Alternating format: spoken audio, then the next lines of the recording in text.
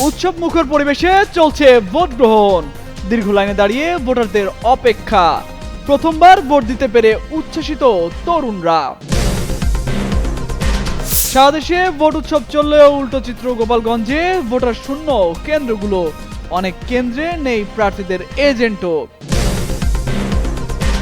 নিজ নিজ আসনে ভোট দিলেন তারেক রহমান, ডাক্তার শফিকুর রহমান, নাহিদ ইসলাম। ভোটের পরিবেশ নিয়ে সন্তুষ্টি প্রকাশ। সকালেই ঢাকা 17 আসনের কেন্দ্রে এসে ভোট দিলেন প্রধান উপদেষ্টা। মানুষের আগ্রহ দেখে উচ্ছ্বাস প্রকাশ, জানালেন শুভেচ্ছা। নির্বাচনের আগের রাতে গুজবের ছড়াছড়ি, ফেসবুক জুড়ে তোলপাড়। জামায়াত আমিরের সতর্কবার্তা। বাংলাদেশের নতুন সরকারকে সামরিক বাণিজ্যিক প্রস্তাব দেওয়ার পরিকল্পনা যুক্তরাষ্ট্রের। চীনকে ঠেকাতে ট্রাম্পের নতুন কৌশল। ত্রয়োদশ জাতীয় সংসদ নির্বাচন ও গণভোটের ভোট গ্রহণ শেষে ফল কখন মিলবে তা নিয়ে চলছে নানা আলোচনা। এবার প্রথম সংসদ নির্বাচনের সঙ্গে অনুষ্ঠিত হতে যাচ্ছে গণভোট। ফলে এবার ভোট গণনা ও ফল প্রকাশে বেশি সময় প্রয়োজন হওয়ার বিষয়টি এরই মধ্যে জানিয়েছে নির্বাচন কমিশন। ভোট গ্রহণের পরদিন অর্থাৎ শুক্রবার সকালে ফল প্রকাশের আশা করছে সংস্থাটি। যদিও সাবেক নির্বাচনী ও প্রশাসনিক কর্মকর্তারা মনে করছেন পূর্ণাঙ্গ ফল মিলতে সময় গড়াতে পারে শুক্রবার বিকাল পর্যন্ত। এবার সংসদ ও গণভোট একসাথে হওয়ায় দুটি ব্যালট পেপার গণনার বিষয় যেমন রয়েছে, তেমনি পোস্টাল ব্যালটের গণনাও রয়েছে। কেন্দ্রে ফল দেওয়ার পর রিটার্নিং কর্মকর্তার কার্যালয় থেকে আসন ভিত্তিক একীভূত ফল ঘোষণা করা হবে। এরপর নির্বাচন কমিশন সচিবালয়ে স্থাপিত ফল সংগ্রহ ও পরিবেশন কেন্দ্র থেকে আসবে ঘোষণা।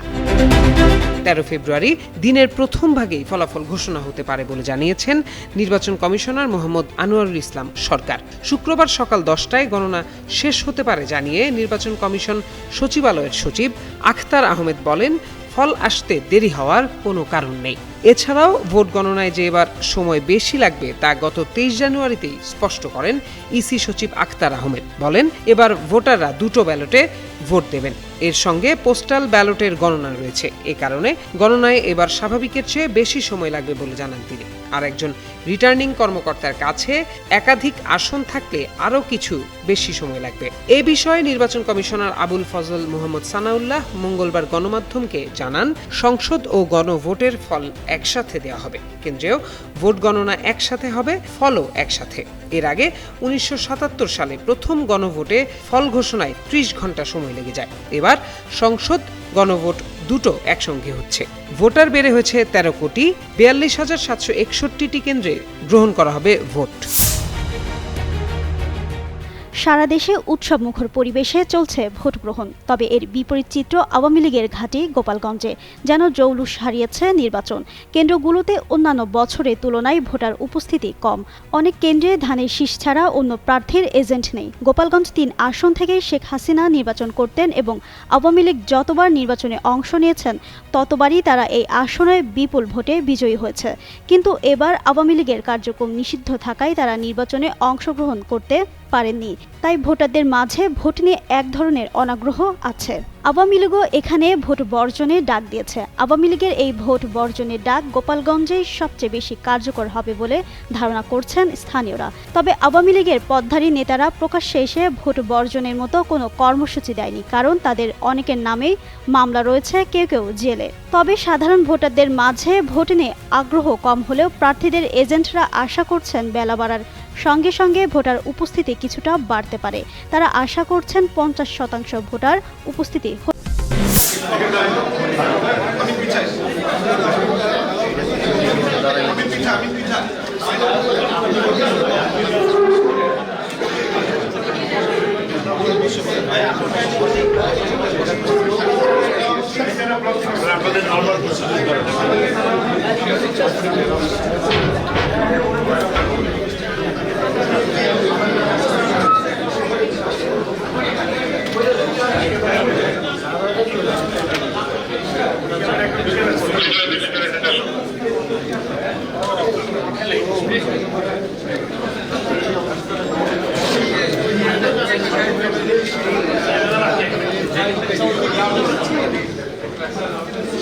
চলে যাবে।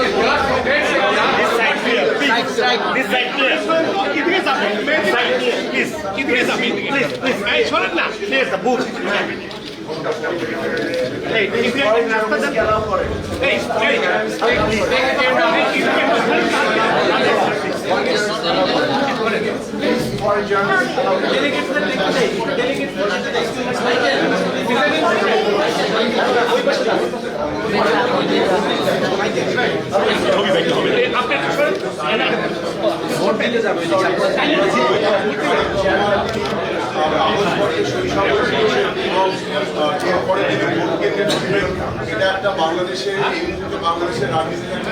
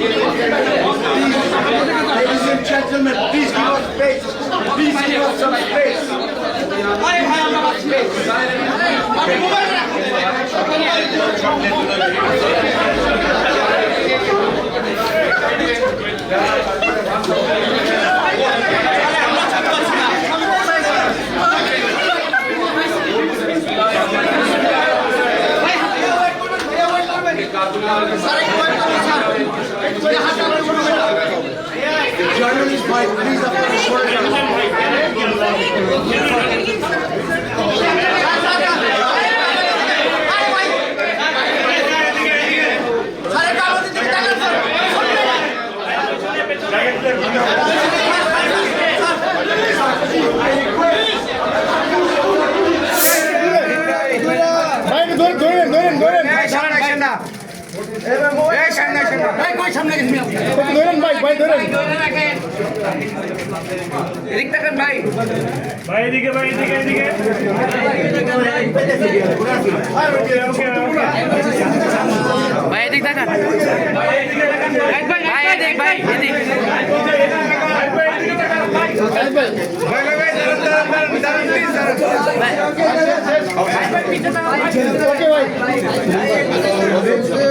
নাহিদ ভাই আরেকবার এদিকে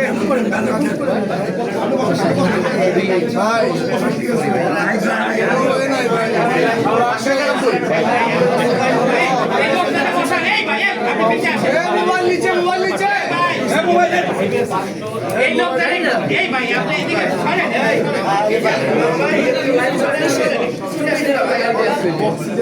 সরেন মোবাইল নিচে ভাইয়া মোবাইল নিচে না মোবাইল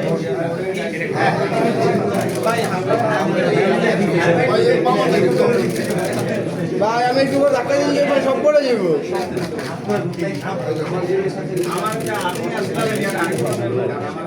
দোস্ত তুমি কিন্তু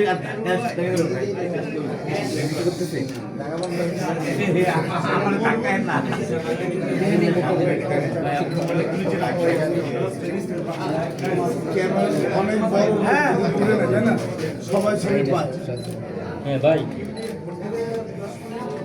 আচ্ছা আচ্ছা এইখানে মনে ভিতরে নেটের সমস্যা এই দিক থেকে পিছিয়ে আসা যায় ভাই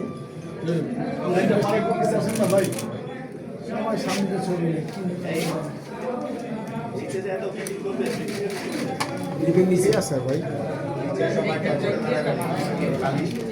এই বড় ভাই, বড় ভাই ভাই এই টেবিলটা পিছায় লাগবে। টেবিলটা একটু পিছাই দিয়ে একটু কষ্ট করে,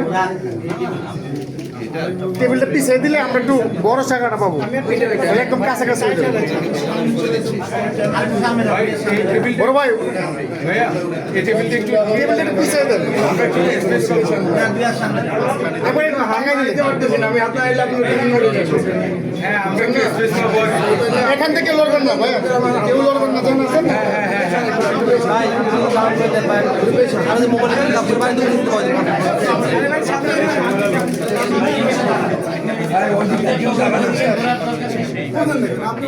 যাইতে দেন, গোপন করে দেন।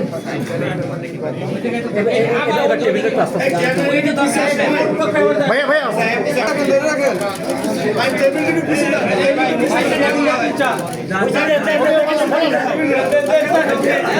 পিছন থেকে একদিন সরেন, পিছন থেকে একদিন সরেন, পিছন থেকে একদিন পিছন হয়ে আছে।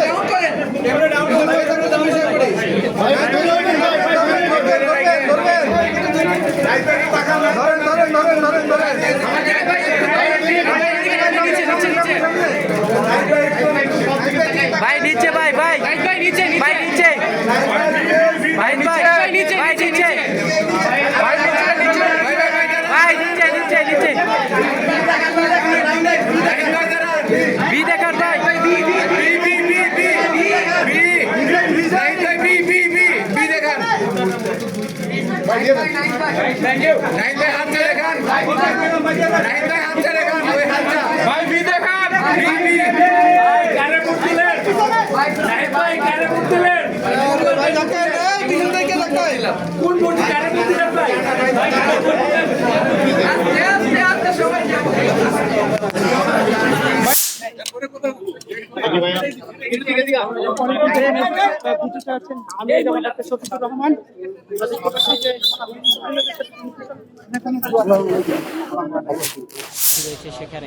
যেমনটি দেখছেন যে প্রধান উপদেষ্টা ডক্টর মোহাম্মদ ইউনূস যিনি ভোট দিতে ভোট কেন্দ্রে এসেছেন এবং আমরা যেমনটি দেখছি যে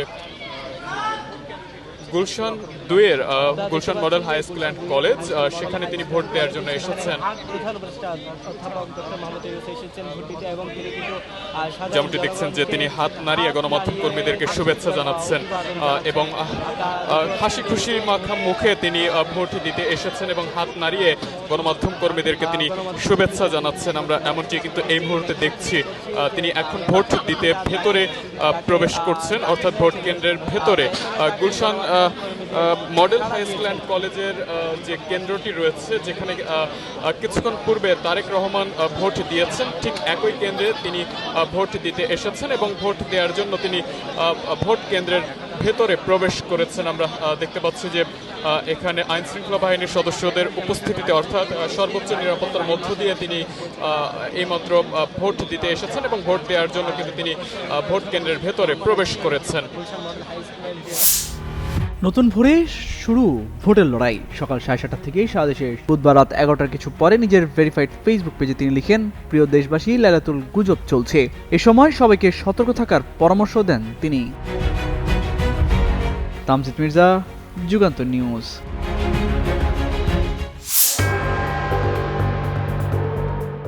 দক্ষিণ এশিয়ার ভূরাজনৈতিক মানচিত্রে বাংলাদেশ এখন ক্রমেই গুরুত্বপূর্ণ হয়ে উঠছে, আর এই গুরুত্বের কেন্দ্রে রয়েছে চীনের ক্রমবর্ধমান প্রভাব। সেই প্রভাব মোকাবিলায় নির্বাচনের একেবারে আগ মুহূর্তে বাংলাদেশকে নতুন একটি কৌশলগত প্রস্তাব দিয়েছে যুক্তরাষ্ট্র।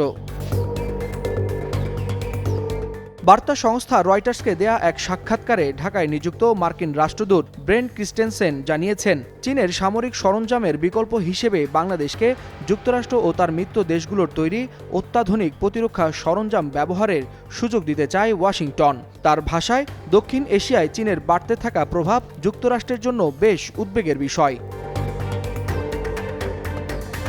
রয়টার্সের এক প্রতিবেদনে বলা হয়, সাম্প্রতিক রাজনৈতিক পরিবর্তনের পর ঢাকায় ভারতের প্রভাব কিছুটা কমেছে এবং সেই শূন্যতা পূরণে চীন আরও সক্রিয় হয়েছে। এরই মধ্যে বাংলাদেশ ভারত সীমান্তের কাছাকাছি এলাকায় ড্রোন কারখানা স্থাপনে চীনের সঙ্গে প্রতিরক্ষা চুক্তি করেছে। পাশাপাশি আলোচনায় রয়েছে চীন ও পাকিস্তানের যৌথভাবে তৈরি JF-17 থান্ডার যুদ্ধ বিমান কেনার বিষয়টিও, যা বিদেশি কূটনীতিকদের মধ্যে উদ্বেগ সৃষ্টি করছে। রাষ্ট্রদূত ক্রিস্টেনসেন বলেন, চীনের সঙ্গে নির্দিষ্ট ধরনের সামরিক ও কৌশলগত সম্পৃক্ততার ঝুঁকি সম্পর্কে বাংলাদেশকে স্পষ্টভাবে অবহিত করতে যুক্তরাষ্ট্র ঘনিষ্ঠভাবে কাজ করতে চায়। একই সঙ্গে তিনি জানান, বাংলাদেশের সামরিক সক্ষমতা বৃদ্ধিতে যুক্তরাষ্ট্র ও তার মিত্রদের কাছে বাস্তবসম্মত বিকল্প রয়েছে। তবে কৌশলগত প্রস্তাবের পাশাপাশি অর্থনৈতিক কূটনীতিকেও গুরুত্ব দিচ্ছে ওয়াশিংটন। যুক্তরাষ্ট্রের বহু কোম্পানি বাংলাদেশে বিনিয়োগে আগ্রহী হলেও উচ্চ করহার ও মুনাফা দেশে ফেরত নেয়ার জটিলতায় বিনিয়োগ সীমিত রয়েছে। নতুন সরকারের কাছে ব্যবসা বান্ধব পরিবেশ প্রত্যাশা করছে যুক্তরাষ্ট্র। রোহিঙ্গা সংকটেও যুক্তরাষ্ট্রের ভূমিকা চোখে পড়ার মতো। বাংলাদেশে আশ্রয় নেয়া প্রায় 12 লাখ রোহিঙ্গার জন্য যুক্তরাষ্ট্রই সবচেয়ে বড় দাতা। সম্প্রতি জাতিসংঘের সঙ্গে $200 কোটি একটি বৈশ্বিক তহবিল চুক্তি সই করেছে দেশটি, যার বড় অংশ বাংলাদেশে ব্যয় হবে। তবে যুক্তরাষ্ট্র স্পষ্ট করে জানিয়েছে, এই দায় এককভাবে তার পক্ষে বহন করা সম্ভব নয়। সব মিলিয়ে নির্বাচনের আগ মুহূর্তে ওয়াশিংটনের বার্তা স্পষ্ট। বাংলাদেশের ভবিষ্যৎ সরকার যেই হোক না কেন, ভূরাজনীতি, নিরাপত্তা ও অর্থনীতিতে দেশটিকে পাশে রাখতেই সক্রিয় যুক্তরাষ্ট্র। ওয়ালিউল হাসানাত, যুগান্তর নিউজ।